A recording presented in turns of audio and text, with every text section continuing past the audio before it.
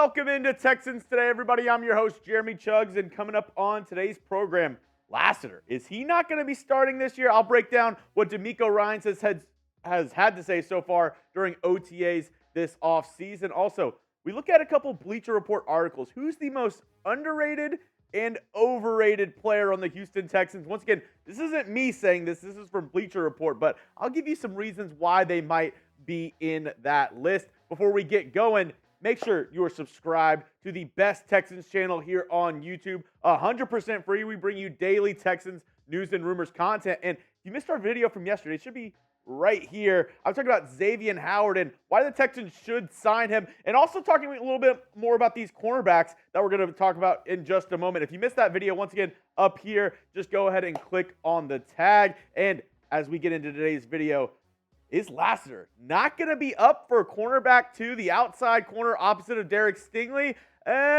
Maybe not. For the start of OTAs, it looks like mostly the guys they signed in free agency are running the point there. Jeff Okudah is running a lot of the starting outside corner in 7-on-7, 11-on-11 drills. Same with C.J. Henderson. Both guys signed in NFL free agency this past offseason. So a lot of Texans fans are hitting me up saying, hey, is Lassiter not going to start? Is he not going to be an outside corner? Are they only going to play him in the nickel? Or is he going to be a backup this season? Well, I'll get to that in just a moment. This is what DeMeco had to say during his press conference the other day about Okudah and Henderson. You see elite movers. You see why these guys were top 10 picks. They have the movement skills. They are big, fast, long corners that can run with anybody.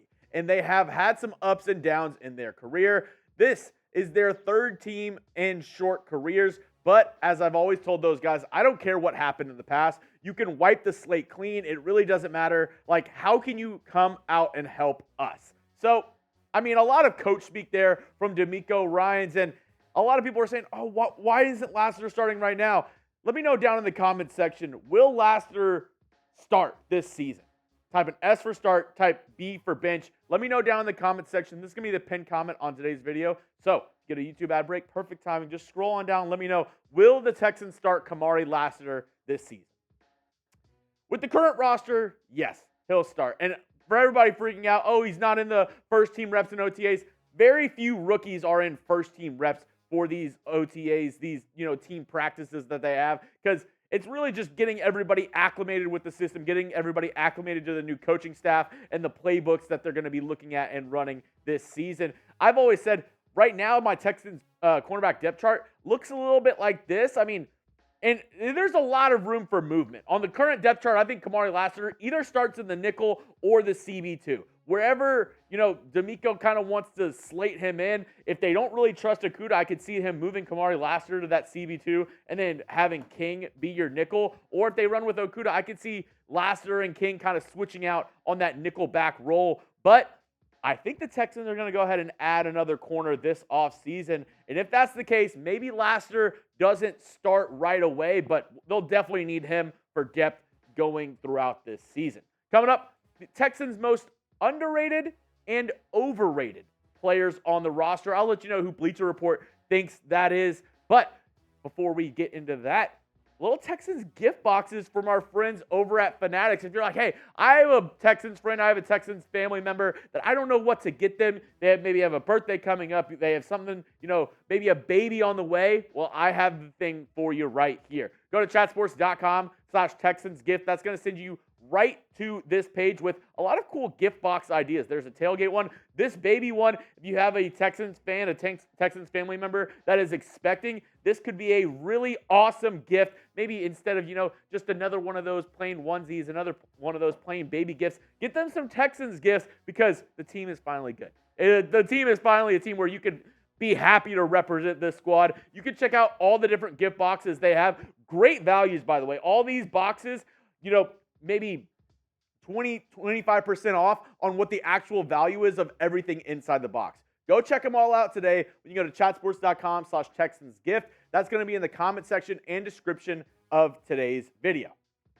So first, let's look at the Texans' most underrated player, according to Bleacher Report, and that is one Derek Stingley Jr., the cornerback, the third-year player out of LSU. Last year, only 11 games, 39 tackles, 5 interceptions, 13 pass breakups. It's easy to see why Bleacher Report thinks he's the most underrated player on the Texans squad. And I mean, like I said, you look at his coverage grade from coverage stats from last year, absolutely insane. Completion percentage when targeted, 47.9, only 288 yards allowed through the air, 2 touchdowns, and a quarterback rating when targeted of 41.3. Yeah, that's pretty low. And his PFF grades were some of the best out of every corner in the NFL last season. An overall grade of 81.8, a coverage grade of 84.9, the run defense grade 59.5. I mean, okay, yes, maybe a little bit of a weakness in his game, but also only 1 penalty on the year last year. Derek Stingley is him, and I think he is going to emerge as one of the top cornerbacks in the National Football League. The only thing that's holding this young kid back is his health. I mean, realistically, if he can stay on the field, if he can stay healthy, I think people are going to be saying Derek Stingley is one of the best, if not the best corner in the entire National Football League. What say you, though? Where would you rank Derek Stingley among NFL CBs? Let me know down in the comment section. Do you think he's top 5, top 10, top 15? Do you think he's top 1? Do you think he's one of one, the best cornerback in the NFL, the best one to do it? Let me know what you think down in the comment section. Really interested to see what you folks have to say. I'll go ahead and maybe comment, do a little banter down in the comment section, but let me know, where would you rank Derek Stingley among NFL cornerbacks? Now from the most underrated to the overrated. Not really. I don't think he's overrated, but Bleacher Report does. He thinks Stefon Diggs is the most overrated player on the Houston Texans. The big trade acquisition that the Texans got this past offseason. Stefon Diggs, I mean, we look at his numbers. You're saying, how is he overrated? He's had over 1,000 yards in his past 4 seasons. Last year, 107 receptions, over 1,100 yards, 8 touchdowns on the year. I mean, you're saying that's overrated? Well, the stats, I mean, you know what they say. You know, numbers never lie. But in this case, maybe the numbers lie just a little bit, because Stefon Diggs last season, he didn't have a single 100-yard game after week 6 of the NFL season. This was the big nog on Diggs, and this is why a lot of Bills fans, a lot of NFL media were saying, oh yeah, the Texans actually didn't get a steal. And maybe a little bit of like peeling back the curtain of why the Texans ended up making it a 1-year deal for Diggs after they traded for him, really cutting off the end of his contract and basically saying, you're a free agent after this season. We're trading for you on a 1-year rental. And going along with the, not a 100-yard game after week 6, these were his last 5 weeks in 2023 for the Buffalo Bills. Week 14, he had 12 targets, only 4 receptions for 24 yards. Against the Cowboys, 5 targets, 4 receptions, only 48 yards. Against the Chargers, 8 targets, 5 receptions for 29 yards. I mean, you see the stats right here. New England, 7 targets, 4 receptions, 26 yards. Miami, okay, but no touchdowns in the last 5 weeks. And may I add, in the Bills' last game against the Chiefs in the playoffs, Diggs had 3 catches for 21 yards. So he was really not producing at all for this Bills offense and for Josh Allen towards the end of last year. And maybe that's another reason why the Bills were more comfortable with letting Diggs go and kind of resetting their wide receiver room. So that begs the question, is Bleacher Report right? Is Stefon Diggs an overrated wide receiver? Let me know down in the comment section, yes or no. What do you think? Is he overrated? I'm really interested on what you have to think about this. For me, I would say no, but in the same breath, he might also not be the wide receiver 1 that a lot of people think he is.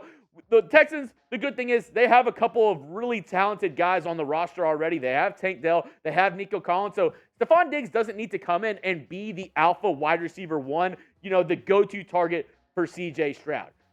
Is he overrated? Maybe slightly, but I still think he's a darn good receiver. And at the end of the day, it's another good weapon for C.J. Stroud to have in this offense going into next season. It doesn't matter if he is your, wide receiver 1, or maybe he takes a backseat to Nico Collins and Tank Dell and they really take over this wide receiver room.